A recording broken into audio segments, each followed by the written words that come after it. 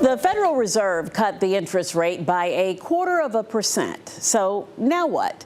The hope is borrowing will become more accessible for consumers. Bob McNab, the director of ODU's Dragas Center for Economic Analysis and Policy, tells us this cut is more about concerns over a slowing job market. The Fed chair called it a risk management cut. Why is that?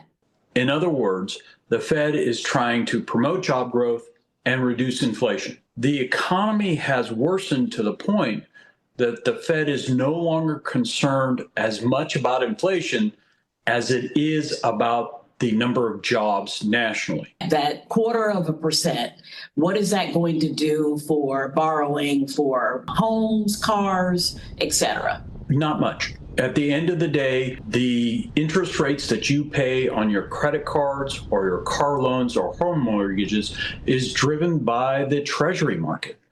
And when Treasury traders looked at what the Fed was saying, they did not react like the Fed is going to aggressively cut interest rates in the future. They kind of yawned and said, yeah, this is what we expected. I know the unemployment rate has gone up a little bit in the state of Virginia. What are some of the things that you're seeing in the Commonwealth? If you look at Virginia, we've been especially hard hit in 2025. The unemployment rate in Virginia and in Hampton Roads has crept upwards and will likely spike in October because we have thousands of federal employees currently receiving pay who are going to be unemployed as of 1 October. What is your advice to consumers at this point? Take a look at your finances. Are you overextended? Do you have an emergency fund?